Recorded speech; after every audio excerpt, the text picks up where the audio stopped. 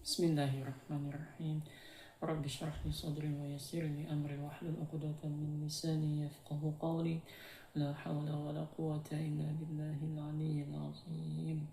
Bismillahirrahmanirrahim. Wa furuduhu sittatun. Fardu wudu ada 6. Ahaduha niyatu wudu'in. Yang pertama adalah niat wudu. Au adai fardi wudu'in. Atau niat mengerjakan fardu wudu. Au raf'i hadasin li ghairi daimin. Atau niat menghilangkan hadas, tapi bagi selain orang yang selalu berhadas. Hatta fil wudu'il mujaddad. Semua niat tersebut juga berlaku sampai di dalam wudu yang diperbaharui. Awit toharati anhu. Atau berniat bersuci dari hadas. Awit toharati li nahwis sholah. Atau berniat bersuci untuk seumpama sholat. Mimma la yubahu illal wudu. Yakni dari setiap hal yang tidak diperbolehkan dilakukan kecuali dengan wudu. Awistibahatin muftakirin ila wudu'in. Atau berniat supaya diperbolehkan melakukan setiap hal yang memerlukan wudu. Kas-salati wa masil mushafi. Seperti salat dan menyentuh mushaf. Wala takfi niyatu istibahati ma yundabu lahul wudu. Tidak cukup niat supaya diperbolehkan melakukan hal yang disunnahkan untuk berwudu. Kakiraatil Quran, seperti membaca Al-Quran, awil hadis, atau membaca hadis. Wakadukhuli masjidin, dan tidak pula niat untuk diperbolehkan masuk masjid. Wa ziyarati qabrin, dan ziarah kubur. Jadi niat wudu kalaunya untuk membolehkan yang disunahkan dalam wudu aja tidak sah niat wudunya. Tapi kalaunya niat untuk membolehkan ibadah yang memerlukan wudu, sah wudunya. Wal aslu fi wujubin niyati khabaru innamal a'malu bin niyat ay innama sihhatuha li akmaliha. Dasar dari kewajiban berniat ini adalah hadis, keabsahan sebuah amal hanyalah dengan kesempurnaan niat. Wa yajibu qarnaha 'inda awwali ghusli juz'in min wajhin. Wajib membarengkan niat ketika mengawali membasuh bagian wajah.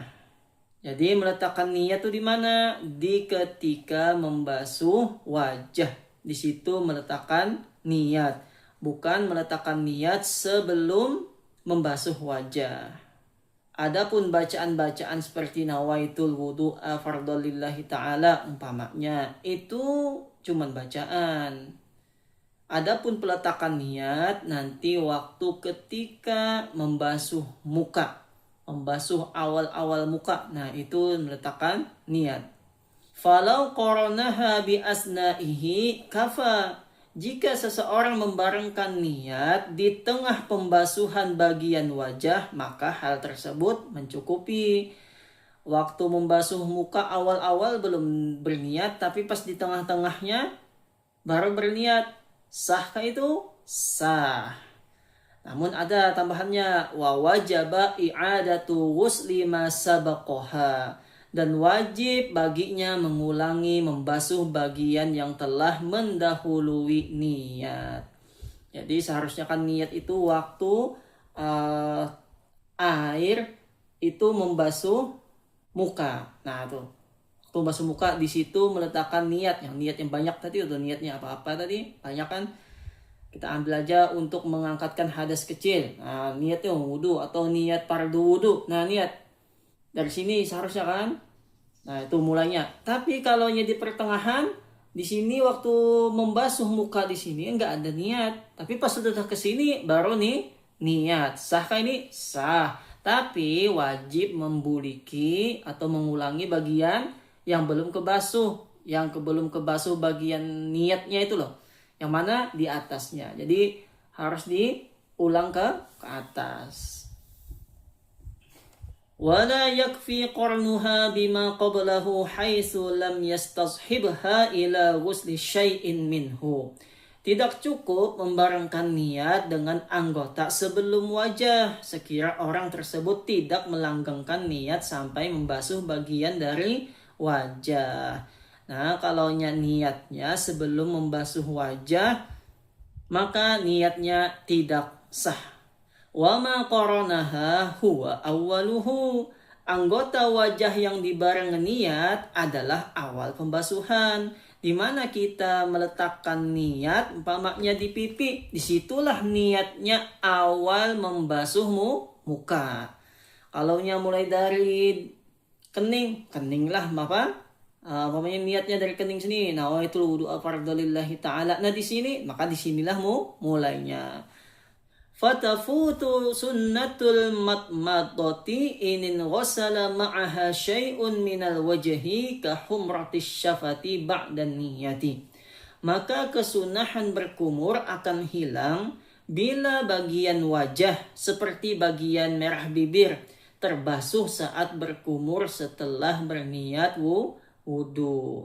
Umpamanya dia berwudu, ternyata waktu dia membasuh bibir, dia berniat wudu. Nah, ketika berniat wudu, maka hilanglah kesunahan berkumur-kumur.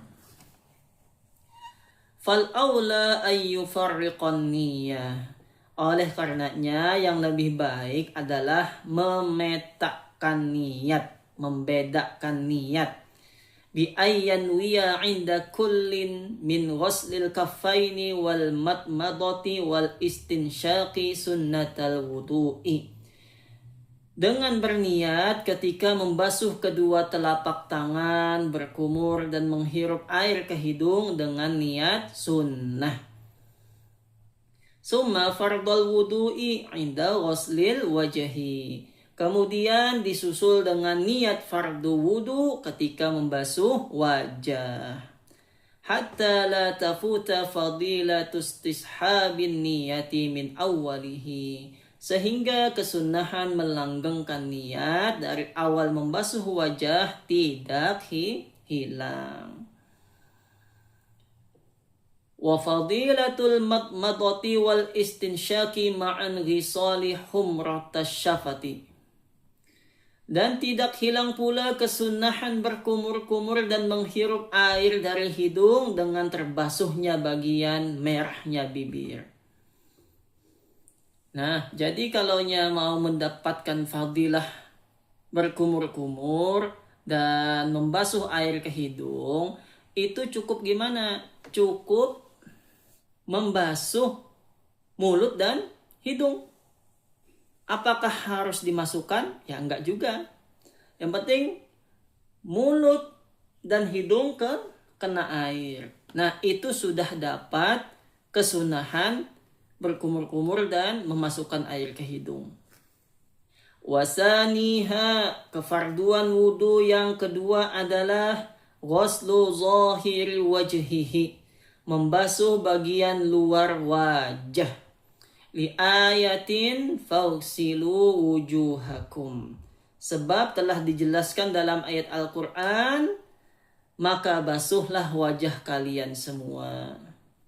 Wa huwa tulan ma baina manabiti sya'ri ra'sihi ghaliban wa tahta muntaha lihyaihi bi fathil lam.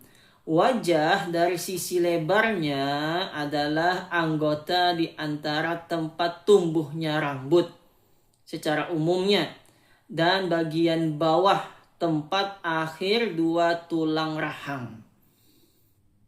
Fahuwa minal wajhi. Tulang rahang adalah termasuk dari bagian wajah. Duna ma tahtahu.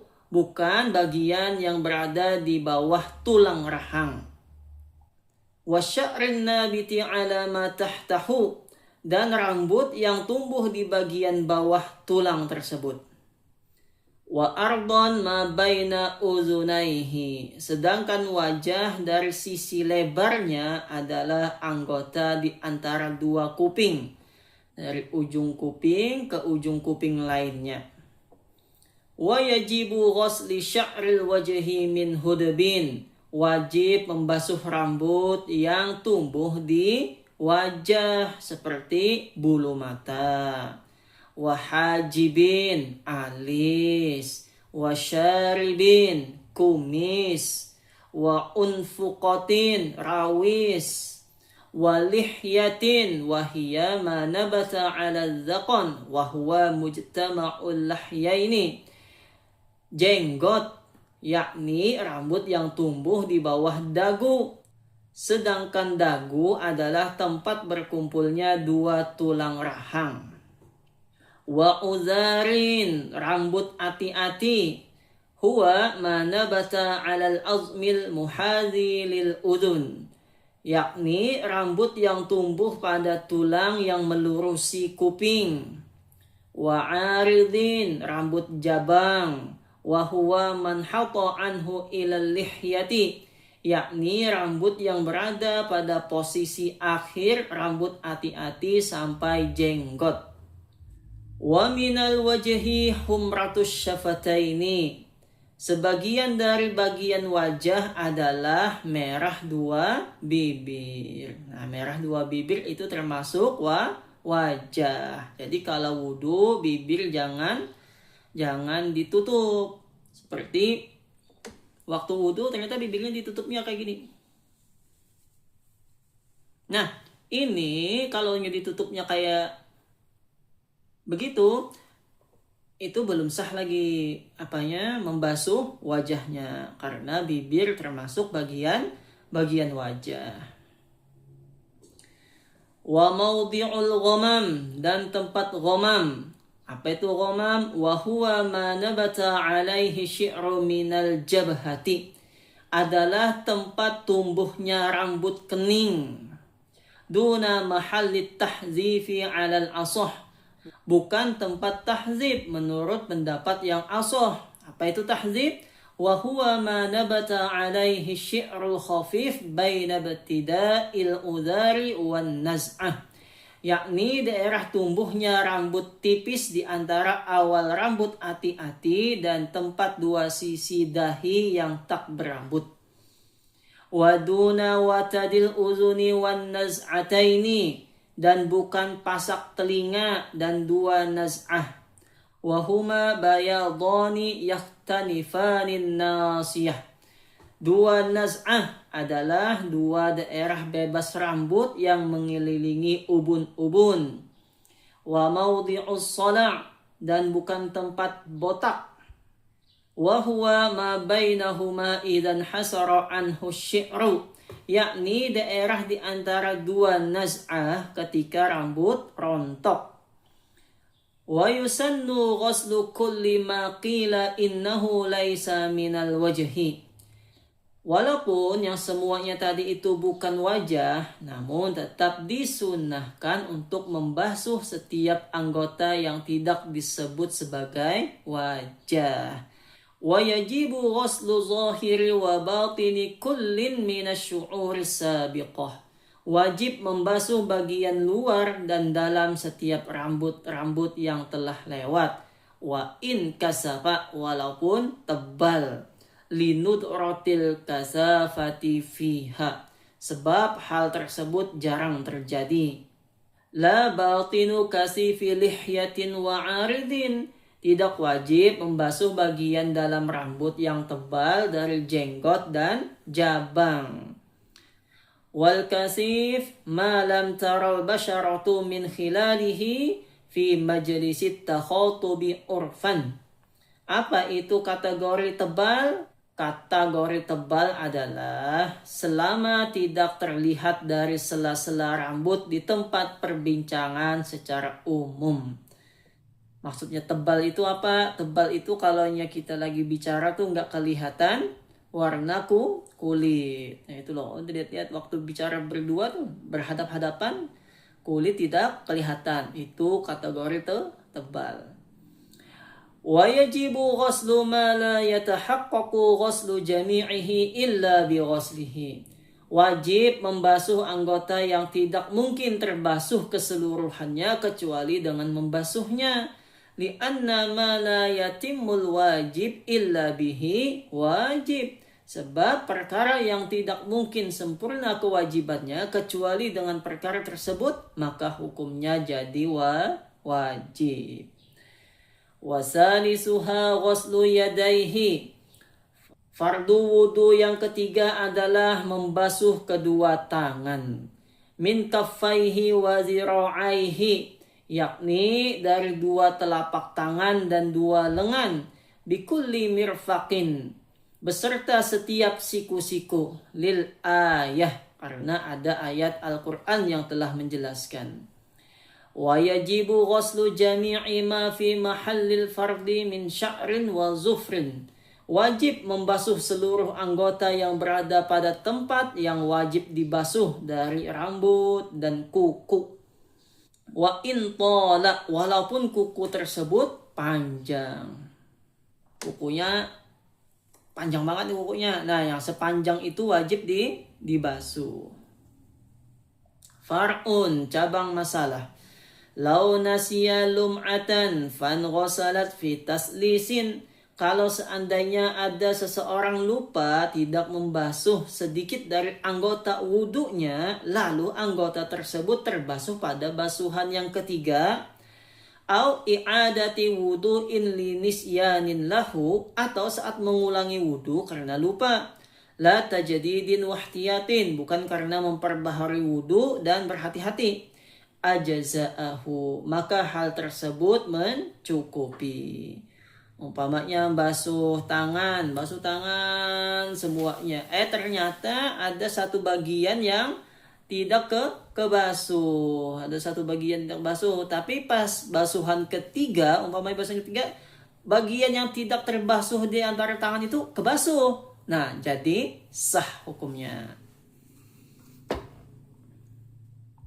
Wa rabi'uha mashu ba'di ra'sihi. Fardu wudu yang keempat adalah mengusap sebagian kepala. Kan naz'ati, seperti daerah dua sisi kening yang tak berambut. Wal bayadi alladhi wara'al udhun, dan warna putih yang berada di belakang kuping. Basyarun aw sya'run fi haddihi, yakni berupa kulit atau rambut yang masih ada batasannya. Walau ba'da sya'ratin wahidatin, walaupun sebagian satu rambut saja. Lil ayati, sebab ayat yang menjelaskan hal tersebut. Qala al-Baghawi, Imam Baghawi mengatakan, yambaghi alla yujzi'a aqallu min qadarin nasiyah. Sebaiknya tidak mencukupi sebuah usapan yang kurang dari kadar ubun-ubun. Wahiyya ma bainan naz'ataini, yakni anggota yang di antara dua naz'ah. Li'annahu lam yamsah aqalla minha, sebab Nabi Muhammad tidak pernah mengusap kurang dari kadar tersebut. Wa huwa riwayatun an Abi Hanifah rahimahullah, dan hadis tersebut adalah hadis yang diriwayatkan oleh Imam Abu Hanifah. Wal masyhuru anhu wujubu mashir rubu'i. Pendapat yang masyhur dari mazhab Abu Hanifah adalah wajib membasuh seperempat dari kepala. Nah, kalau mazhab Abu Hanifah wajib apa? Seperempat kepala itu kebasuh. Wa khamisuha, fardu wudu yang kelima adalah ghuslu rijlaihi bi kulli ka'bin min kulli rijlin. Membasuh kedua kaki besertaan setiap mata kaki dari setiap kaki. Lil ayati, karena ada ayat Al-Quran yang menjelaskan. Au mashu khuffaihi ma bisyurutihi, atau mengusap kedua muz'ah khuf dengan syarat-syaratnya. Wa yajibu ghuslu batini saqabin wa syaqqin. Wajib untuk membasuh bagian tubuh yang berlubang dan robek. Far'un, cabang masalah. Lau dakhalat syaukatun fi rijlihi wa zahara ba'duha. Kalau seandainya kaki seseorang tertancap duri dan sebagian duri tersebut tampak, wajaba qal'uha wa ghaslu mahalliha. Maka wajib untuk mencabutnya dan membasuh bekas duri yang menancap. Li'annahu shara fi hukmi zahir. Sebab tempat tersebut dihukum menjadi anggota luar. Fa in istatarat kulluha sarat fi hukmil batin. Jika semua duri terbenam, maka duri dihukumi bagian dalam. Fa yasihhu wudu'uhu, sahlah wudu'nya. Kalau ada duri apa itu istilahnya tuh, kalau kena kayu itu kesusuban. Nah, kena tak masuk duri atau kayu itu. Ada lebihan sedikit. Nah, itu dicabut. Kalaunya ini berlubang, maka wajib memasukkan air sampai masuk lubangnya. Tapi kalau lubangnya nggak kelihatan waktu dicabut itu, maka cukup basuh bagian luarnya aja. Walau tanaffata fi rijlin aw ghairihi. Kalau seandainya kaki atau anggota lain melepuh, lam yajib ghuslu batinihi ma lam yatashaqqaq. Maka tidak wajib untuk membasuh bagian dalamnya selama anggota itu tidak sobek. Jadi kalau melepuh itu cukup bagian luarnya aja, kecuali sobek nampaknya lepuhannya, maka bagian dalamnya wajib dibasuh. Fa in tashaqqaqa, jika anggota tersebut sobek, wajaba ghuslu batinihi ma lam yartatiq. Maka wajib untuk membasuh bagian dalamnya selama belum melekat. Masih bisa dibuka-buka lagi sobekannya itu. Nah, itu wajib dibasuh dalamnya. Tambihun, peringatan. Zakaru fil ghusli annahu yu'fa an batini aqdi sya'ri. Para ulama menyebutkan dalam masalah mandi bahwa anggota dari rambut yang tersimpul itu hukumnya diampuni, dima'fu. Nah, tuh. Rambutnya apa? Rambutnya itu mutar-mutar itu apa namanya istilahnya tuh? Keriting ya. Nah, keriting itu dimaafi. Air nggak bisa sampai masuk ke dalam rambutnya itu loh, karena saking kuatnya ikatannya. Nah, saking kuatannya tuh keritingnya nggak bisa masuk air ke dalam, maka cukup basuh bagian luarnya aja. Tuh dimaafkan, tapi ada catatannya. Idzan anqada binafsihi, jika rambut tersebut tersimpul dengan sendirinya. Nah, kalau dikeritingkan dengan sengaja lalu air nggak masuk, itu tidak dimaafkan.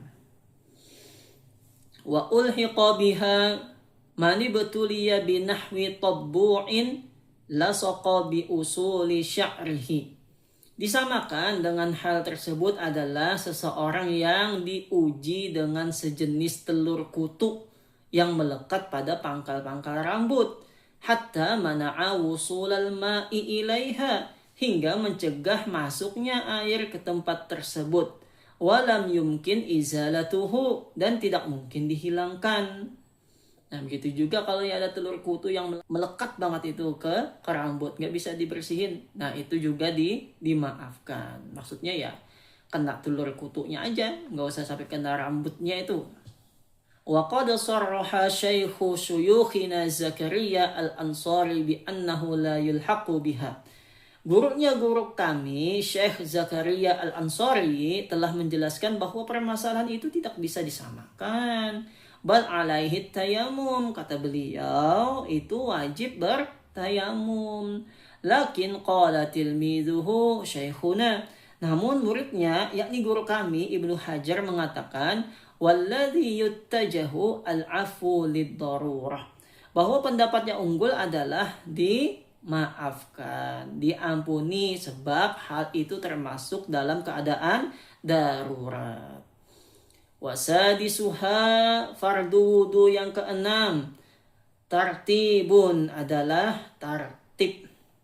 Kama dzukira min taqdimi ghuslil wajhi fal yadaini far ra'su far rijlaini lil ittiba'. Seperti keterangan yang telah disebutkan, yakni dari mendahulukan membasuh wajah, lalu kedua tangan, kepala, lalu yang terakhir kedua kaki. Kenapa ini seperti itu? Karena mengikuti Nabi. Jadi bisa nggak membasuh tangan duluan daripada muka? Ya nggak bisa. Bisa nggak membasuh yang kaki sebelum menyapu kepala? Bisa nggak? Nggak bisa. Harus berurutan. Harus tartib berurutan. Walau in ghamasa muhdisun, kalau seandainya seseorang yang berhadas menyelam, walau fi ma'in qalilin, walaupun di dalam air yang jumlahnya sedikit, yaitu kurang 2 kulah, biniyatin mu'tabaratin mimma marra, dengan niat yang sesuai, yakni dari niat yang telah disebutkan, yang di awal-awal tadi itu, yang banyak tadi. Ajza'ahu 'anil wudu, maka hal tersebut mencukupi dari wudu. Ini ada orang yang menyelam di air yang kurang 2 kulah. Lalu waktu nyelam itu dia berniat wudu. Sahkah wudunya? Sah wudunya. Airnya sedikit loh, apalagi airnya banyak. Walau lam yamkus fil inghimasi zamanan yumkinu fihi tartib. Walaupun orang tersebut tidak diam di dalam air saat menyelam dengan kadar waktu yang memungkinkan tartib. Jadi waktu dia menyelam, berniat, setelah berniat langsung keluar dari air. Sahkah wudunya? Sah wudunya. Naam, lau igtasala biniyatihi, seandainya dia membasuh dengan niat menghilangkan hadas, fayustaratu fihi tartibu haqiqatan, maka disyaratkan harus tertib secara nyata. Wala yadurru nisyanu lum'atin, tidak masalah lupa tidak membasuh sedikit anggota. Au luma'in fi ghairi a'dha'il wudu, atau beberapa anggota di selain anggota wudu. Bal law kana 'ala ma 'ada a'dha'ihi mani'un kasyam'in, bahkan kalaupun bila di selain anggota wudu terdapat penghalang seperti lilin. Umpamanya kita berwudu nih ya. Ada satu bagian sedikit aja bagiannya itu loh. Sedikit aja bagiannya. Itu ternyata belum kebasuh. Ya kemungkinan ada cat yang sedikit loh. Sedikit aja catnya. Nah, ternyata sampai selesai kita sholat. Lalu baru melihat apa? Melihat ada sedikit cat itu loh. Sedikit cat. Sedangkan catnya ini menghalangi masuk air ke kulit. Nah, itu gimana? Dimaafkan aja atau diulangi wudunya? Maka wudunya dimaafkan aja. Maksudnya wudunya sah aja. Tidak perlu mengulangi. Atau mandi wajib. Air kan harus mengenai seluruh tubuh. Ternyata ada di beberapa tempat tidak terkena air. Nah, itu gimana? Sahkah mandi wajibnya? Mandi wajibnya tetap sah. Bal law kana 'ala ma 'ada a'dha'ihi mani'un kasyam'in, bahkan kalaupun bila di selain anggota wudu terdapat penghalang seperti lilin. Lam yadurra kama stazharahu syaikhuna, maka hal tersebut tidak masalah pula seperti yang telah dijelaskan oleh guru kami. Walau ahdasa wa ajnaba, kalau seandainya ada seseorang berhadas kecil dan junub, ajza'ahul ghuslu anhuma biniyatihi, maka mencukupi baginya dari 2 hal tersebut dengan niat mandi saja. Umpamanya ada orang itu junub, setelah itu mau mandi. Sebelum mandi dia kencing. Nah, ini gimana? Apakah basuh dulu kencingnya apa langsung mandi aja? Maka cukup dengan mandi aja. Maka kencingnya tadi sudah terhilangkan dengan mandi. Wala yajibu tayakkunu umumil ma'i jami'al udwi, Tidak wajib untuk meyakini telah ratanya air pada seluruh anggota badan maksudnya. Jadi kita itu kalau mandi wajib tidak perlu sampai yakin 100% air itu kena badan. Cukup apa? Cukup merasa kayaknya sudah aja nih. Nah itu loh. Bal yakfi ghalabatu dhanni bihi. Bahkan cukup baginya praduga kuat tentang hal tersebut. Maksudnya apa? Kayaknya airnya kena aja seluruhnya. Nah, walaupun cuma kayaknya aja itu tetap sah. Far'un, cabang masalah. Lau syakkal mutawaddi'u awil mughtasilu. Kalau seandainya ada seseorang yang berwudu atau mandi wajib tuh pasti ya. Fi tathhiri udwin qabla al-firaghi min wudu'ihi aw ghuslihi. Dia ternyata ragu di dalam menyucikan anggota sebelum selesai dari wudu atau mandinya. Nih, belum selesai nih wudunya atau belum selesai mandinya. Ragu, tadi sudah belum nih kebasuh, sudah belum. Tahharahu, maka orang tersebut harus menyucikan anggota yang diragukan itu. Tadi aku tadi wudu nih tangan kanan sudah belum. Nah, maka wajib dia membasuh tangan kanan. Umpamanya dia waktu itu basuh tangan kiri. Tangan kirinya dibasuh, lalu ragu tangan kanan sudah belum. Nah, wajib membasuh tangan kanan. Itu juga waktu mandi. Tadi bagian belakang sudah ku siram belum? Sudah ku basuh belum? Maka wajib dibasuh itu. Wakaza apabila ragu-ragu berwudu atau mandi, ma ba'dahu fil wudu, menyucikan anggota yang setelahnya di dalam kasus wudu, au ba'dal firaghi min tuhrihi, atau keraguan tersebut setelah selesai dari bersuci. Selesai dia semuanya, selesai wudu, umpamanya wudunya selesai atau mandinya selesai. Lam yu'assir, maka hal itu tidak memberi dampak apapun. Nah, kalau sudah selesai masih ada ragu, tidak usah dihiraukan. Aku tadi sudah basuh tangan belum? Sudah belum? Sudah aja. Maksudnya sudah aja apa? Sah aja wudunya. Begitu juga mandi. Aku tadi mandi bagian belakang sudah belum? Sudah aja. Maksudnya sah aja mandinya. Walau kana syakku fin niyati, kalaupun seandainya adanya keraguan di dalam niat, lam yu'athir aidan 'alal aujah, maka tidak memberi dampak pula menurut pendapat yang lebih unggul. Sampai niat tuh tadi, aku tadi sudah niat wudu belum? Tapi sudah selesai wudunya, maka wudunya dianggap sah. Begitu juga mandi.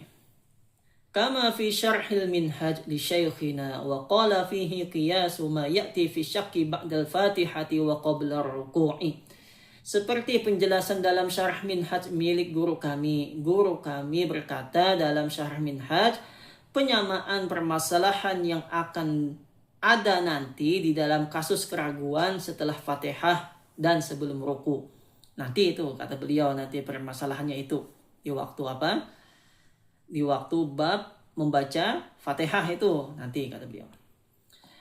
Annahu law syakka ba'da utwin fi asli ghuslihi, adalah bahwa bila keraguan seseorang yang berwudu terjadi setelah selesainya pembasuhan satu anggota di dalam asal pembasuhan, lazimahu i'adatuhu, maka seorang tersebut harus mengulangi wudunya.